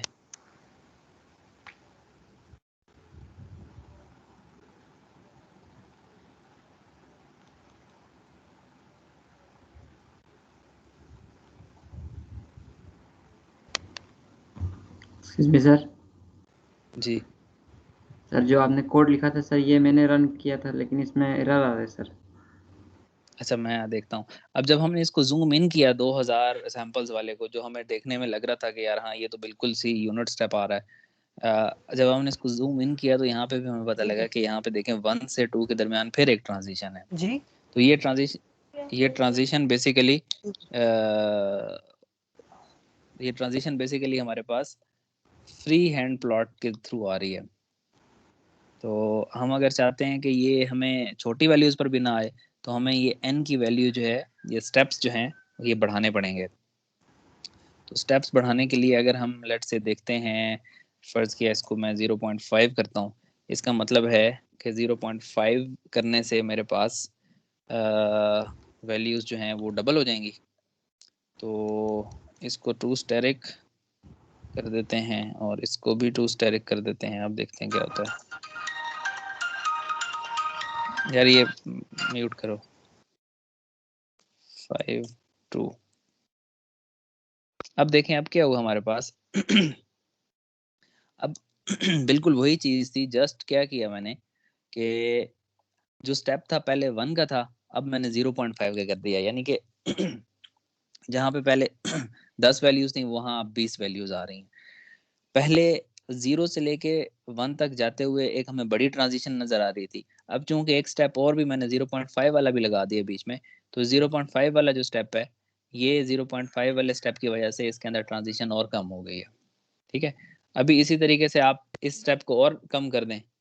अभी मैंने 1/2 से इसको किया, मतलब 1/2 किया मैंने। अगर मैं 1/4 कर दूं इसे, तो ये आ जाएगा 0.25। यहाँ पे मैं साइज बराबर रखने के लिए इसको 4 से मल्टीप्लाई कर रहा हूँ। सर यानी n को हम स्मॉल करते जा रहे हैं तो x को बढ़ाते जाएंगे, है ना, साइज को। हाँ जी बिल्कुल, क्योंकि हमने n और x का साइज सेम रखना है, वरना हम इनको प्लॉट नहीं कर सकेंगे।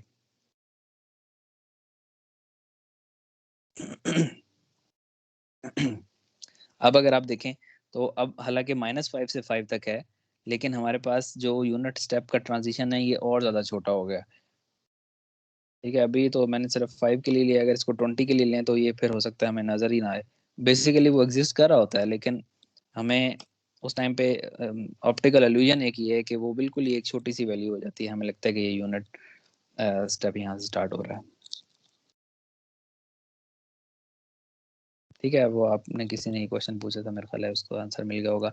आप क्या कह रहे हैं, ये कोड नहीं चल रहा? यस सर, वो शेयर कर दो सर यहाँ पे चैट सेक्शन में। हाँ जी शेयर कर दें। क्या क्या आपको वो दे रहा है? सर जो कोड आपने लिखा था ना सर, इसको ऐसे ही रन किया था तो इसमें लाइन नंबर 8 पे एरर आ रहा है। ये जो एक्स इनपुट जो है, एक्स को जो हमने लेवल किया इसमें सर। हाँ दिखाओ, कोई साइज का मसला होगा वर्क स्पेस में। यहाँ पे मैंने 5 लिख दिया था ना सर, जिस तरह आपने लिखा था, तो उसके ऊपर भी ये यहाँ पे लिखा हो रहा है size input must be scalar.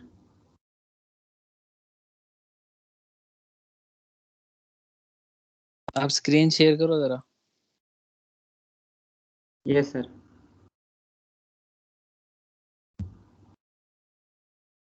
तो जब तक ये स्क्रीन शेयर करते हैं, तो इसी तरीके से हम अगली चीज़ देखते हैं कि जो यूनिट इम्पल्स है, यूनिट इम्पल्स किस तरह बनानी है। यूनिट इम्पल्स भी बिल्कुल ऐसे ही बनानी है।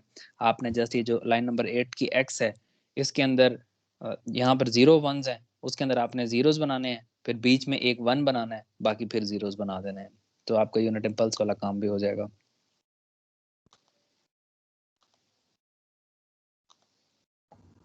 तो ये यूनिट इम्पल्स वाला दोबारा बताइए एक दफ़ा कैसे बनाना है किसका यूनिट इम्पल्स का।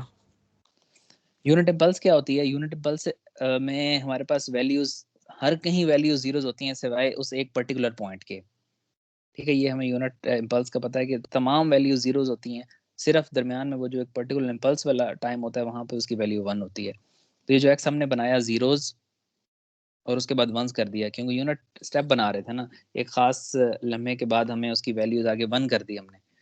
तो यूनिट इम्पल्स में क्या करेंगे कि पहला जीरो ऐसे ही रहेंगे डिले तक, उसके बाद हम बीच में एक 1 डाल देंगे, 1 डाल देंगे, एक 1 डाल देंगे और बाकी 1 ऐसे रहेंगे। बस एक ये जो +1 किया हुआ है इसको हटा देंगे, क्योंकि साइज वगैरह सेम नहीं रहेगा, तो आपके पास यूनिट इम्पल्स बन जाएगी। ये जो है ये चीज जीरोज हो जाएगी दोबारा। समझ आ गई? Yes sir. ये चीज जीरोज क्योंकि उसमें पहले और वो बाद में होगा। हाँ जी, दिखाएं क्या आपने स्क्रीन पे वो किया है, एरर लेकर आ गए हैं। ये शो किया सर। क्या एरर आ रहा है? सर यहाँ पे लिखा हुआ sir size input must be scalar.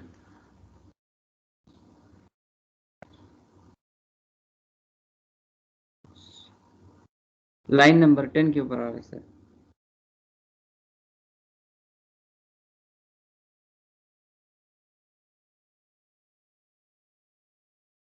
ये इसको थोड़ा कोई फॉन्ट करो ना, मुझे नहीं पढ़ा जा रहा है या जूम इन करो थोड़ी स्क्रीन या कुछ।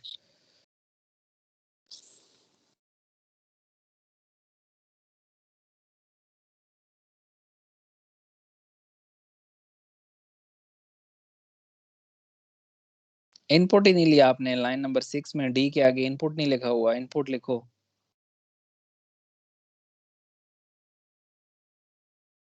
अब चलाओ।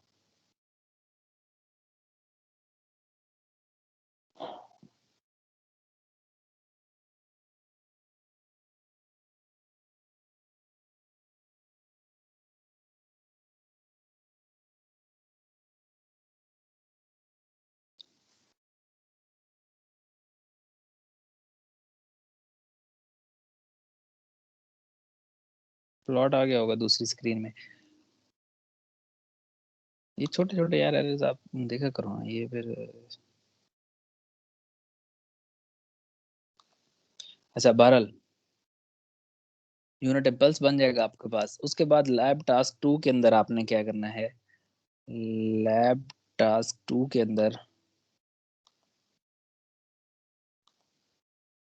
किधर गई टीम्स?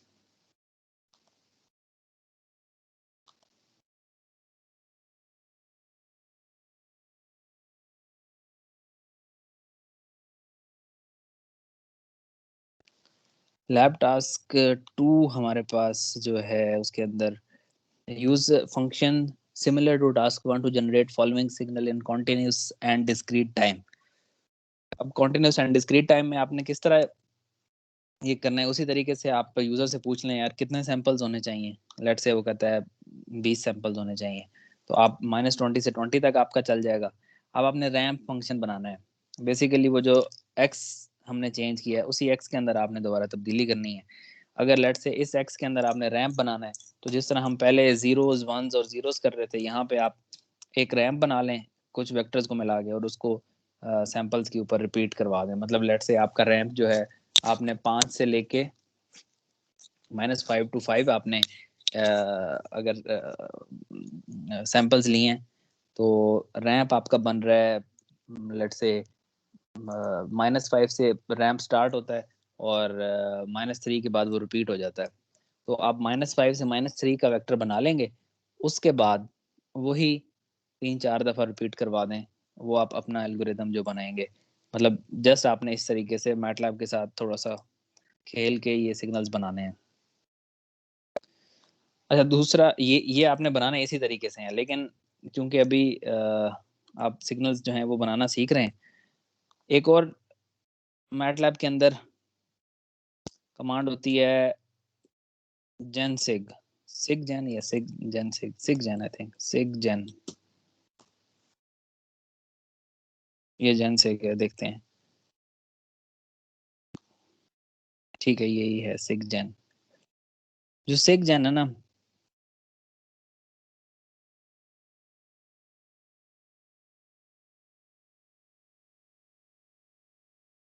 जेन सिग, जेन सिग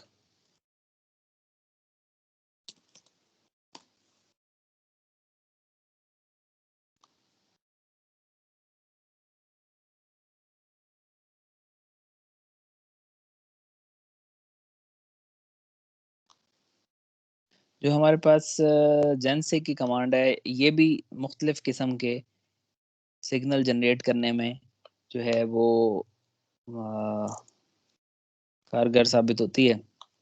वो किस तरीके से कि लेट से अगर आपने एक स्क्वायर वेव लेट से बनानी है, ठीक है, स्क्वायर वेव लेट से बनानी है आपने, तो आप यहाँ पर लिखें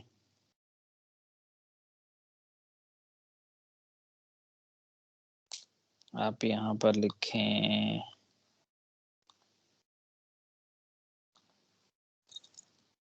दो आउटपुट इसके वो हैं, u, t is equal to जेनसिग ब्रैकेट। जेनसिग में क्या करना है, सबसे पहले टाइप बतानी है, अपोस्ट्रोफी के अंदर इसको बताना पड़ेगा कि मुझे स्क्वायर वेव चाहिए, अपोस्ट्रोफी क्लोज। उसके बाद इसे चाहिए स्टार्टिंग टाइम, सॉरी इसको चाहिए टाइम पीरियड। टाइम पीरियड आप इसे कह दें कि 2 टाइम पीरियड है। उसके बाद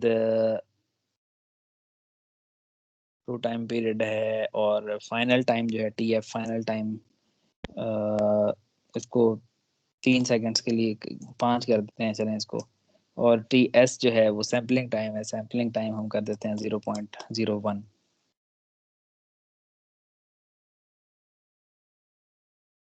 और इसको प्लॉट कर देते हैं, प्लॉट T, U।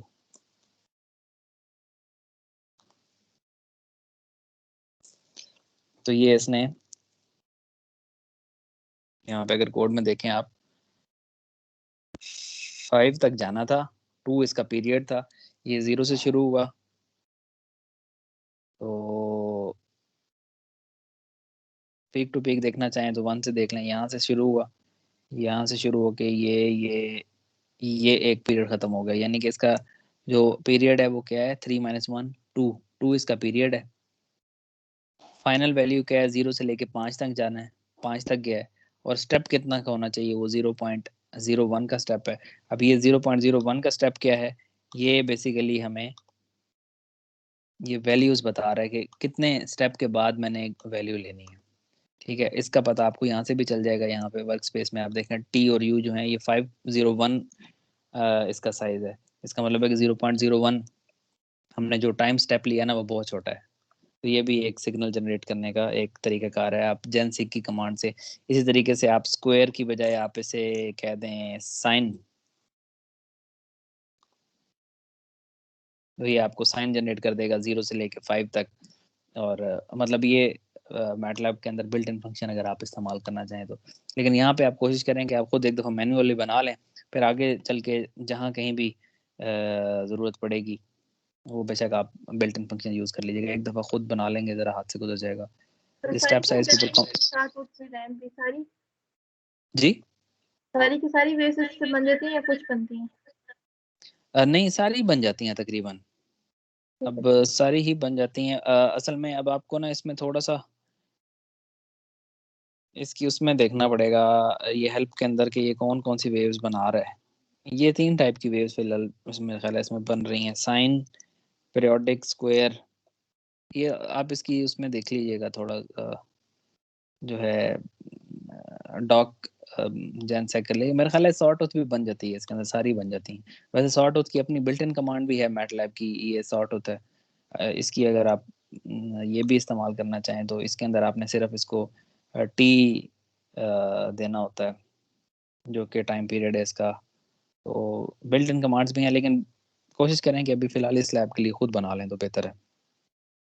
हेलो उसके बाद ये जी सर ये जो ग्राफ बनते हैं इनका विड्थ थोड़ा बढ़ा सकते हैं हम क्या? विड्थ बढ़ाने से आपकी क्या मुराद है? वो सर उसका विड्थ कम नज़र आ रहा होता है ना सर, तो उसको थोड़ा सा मोटा कर सकते हैं। मसलन लेट से ये बना हुआ है, अब इसमें आप क्या चाहते हैं? ये मार्कर मार्कर मोटा करना है, क्या इसके एक्स एक्सेस बढ़ाने हैं, वाई एक्सेस बढ़ाने हैं, क्या क्या चाह रहे हैं? सर सिग्नल की अभी विड्थ मतलब उसकी विड्थ से क्या मुराद है? सर सर ये ये जो मतलब लाइन जो है ये पतली नजर आ रही है ना, ये थोड़ी पतली मोटी नजर नजर आ आ रही है रही ना, इसका मोटी करनी चाहिए अच्छा अच्छा अच्छा अच्छा अच्छा अच्छा, हाँ जी कर सकते हैं बिल्कुल। आप यहाँ पे सबसे पहले लिखें हेल्प प्लॉट। हेल्प प्लॉट में जनाब आपको ये बताएगा कि आप किस तरीके से इसकी लाइन विड्थ बढ़ा सकते हैं, किस तरीके से इसका रंग चेंज कर सकते हैं।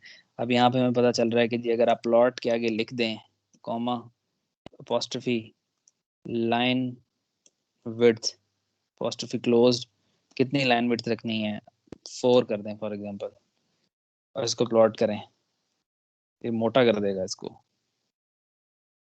अगर आप लाइन विड्थ इसकी और ज़्यादा बढ़ाना चाहते हैं, 6 करना चाहते हैं, 6 करते हैं, वो इसकी लाइन विड्थ और बढ़ा देगा।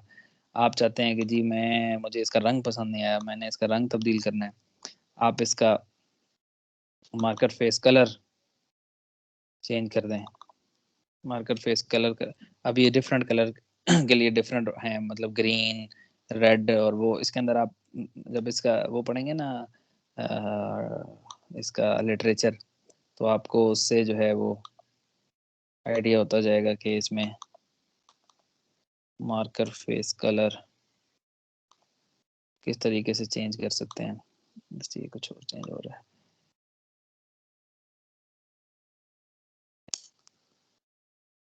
ये लिखा हुआ है इन्होंने सारा कुछ कि आप अगर चाहते हैं कि ये जो मेरा प्लॉट है ये लाइन की बजाय सर्कल से बन जाए, तो C प्लस डॉट, तो अगर फर्ज किया हम इसको एक लम्हे के लिए चेंज करना चाहते हैं किस तरीके से कि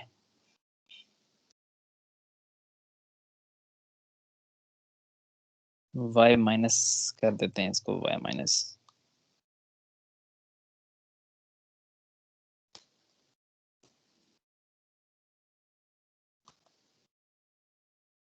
तो ये येलो कलर के अंदर आपके पास डैश लाइन बन गई। अगर इसको मैं y स्टेरिक करूं तो ये आपके पास छोटे छोटे सितारों मतलब ये जो स्टेरिक होते हैं, स्टेरिक की मदद से, ठीक है ना, अगर आप इसको जूम इन करें एक लम्हे के लिए, ये देखेंगे आप छोटे छोटे सितारे मतलब स्टेरिक्स मिलते हैं। तो आप इससे मतलब कुछ भी आप रंग चेंज करना है या कोई आपने वो करनी है, साइन चेंज करने हैं, मोटा करना है, पतला करना है, लेजेंड भी इसके ऊपर लगा सकते हैं। लेजेंड का पता है आप लोगों को?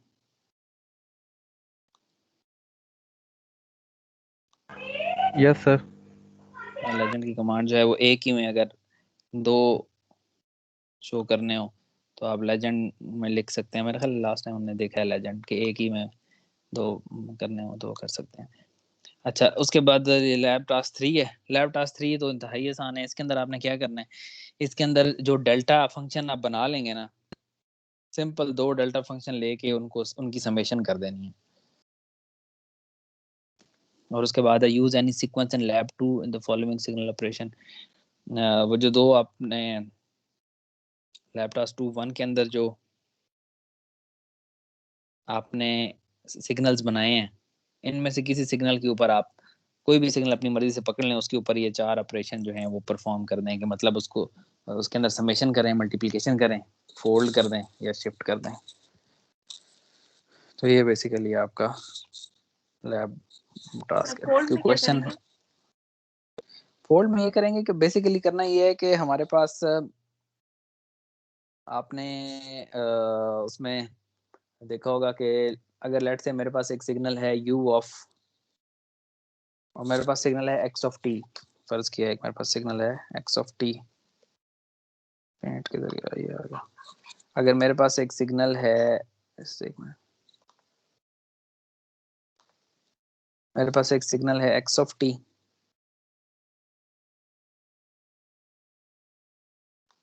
x ऑफ t क्या सिग्नल है? x ऑफ t मेरे पास ये सिग्नल है।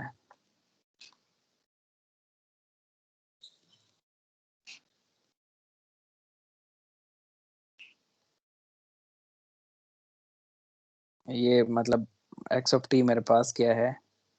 x of t is equal to t है मेरे पास। अब फोल्ड और शिफ्ट से क्या मुराद है? मैं चाहता हूं कि मैं x ऑफ 2t लेना चाहता हूं, और या फिर x ऑफ t/2 लेना चाहता हूं। शायद आपने ये सिग्नल फोल्डिंग और वो सिग्नल्स सिग्नल के शिफ्टिंग बेसिक सिग्नल, स्केलिंग ये चीजें। हाँ जी हाँ जी बिल्कुल, ये शायद आपने सिग्नल्स की थ्योरी में देखी हो कि अगर ये सिग्नल है मेरे पास x ऑफ t, मैं चाहता हूँ x ऑफ 2t हो, तो x ऑफ 2t क्या हो जाता है? सिग्नल जो है वो कंप्रेस हो जाता है, और x ऑफ t/2 में क्या होगा? सिग्नल जो है वो थोड़ा सा एक्सपैंड हो जाएगा। लेट से ये थोड़ा सा आसान है, एक और सिग्नल देख लेते हैं कि मेरे पास ये एक रेक्टेंगुलर फंक्शन है जो -1 से लेके 1 तक जा रहा है। अगर मैं चाहता हूँ कि मैं x ऑफ 2t कर दूं, तो ये क्या हो जाएगा? ये थोड़ा सा कंप्रेस हो जाएगा, सिग्नल 0.5 से 0.5 तक चला जाएगा। अगर मैं x ऑफ t/2 लेना चाहता हूँ, तो ये मतलब एक्सपैंड हो जाता है, एक्सपेंशन हो जाती है, ये -2 से 2 तक चला जाएगा।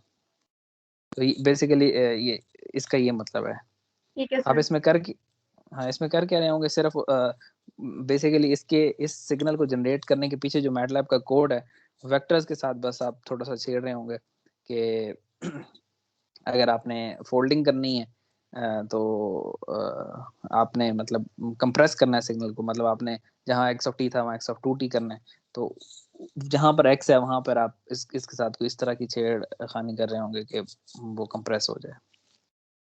इनमें से कोई भी एक टास्क, कोई भी एक ले लीजिएगा, ये सारों के लिए ना करें बेशक, कोई एक आप अपनी मर्जी का फंक्शन ले लें। लेट से आपने रैंप ले लिया, उसके अंदर आप शिफ्टिंग स्केलिंग इम्प्लीमेंट कर लें। ठीक है, कोई है क्वेश्चन? नहीं सर। हाँ अच्छा, आप लोगों का कोई मिड वगैरह है या फ्री है अगला वीक? सर आज पे मिड है, तो अगले वीक में भी मिड है? अगले वीक में तो 4 हैं और इस वीक में एक ही था जो आज है। अच्छा, चलें ठीक है फिर हम अगले वीक में, वैसे जो क्लासेस का टाइम यही होगा 9 से 11, या कोई चेंजिंग है टाइम में?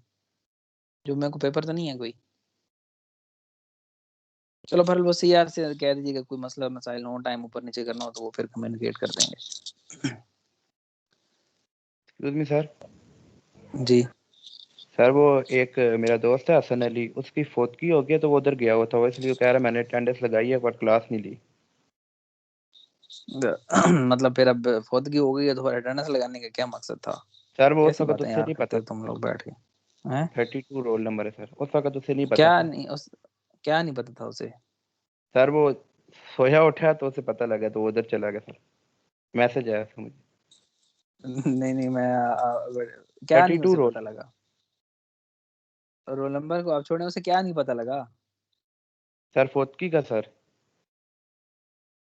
फौतगी का नहीं पता लगा तो फिर अटेंडेंस का इससे क्या लेना देना है? वो सोया उठा फौतगी पे चला गया, इसमें अटेंडेंस का क्या लेना सर देना है? अटेंडेंस लगा ली थी ना सर, वो तो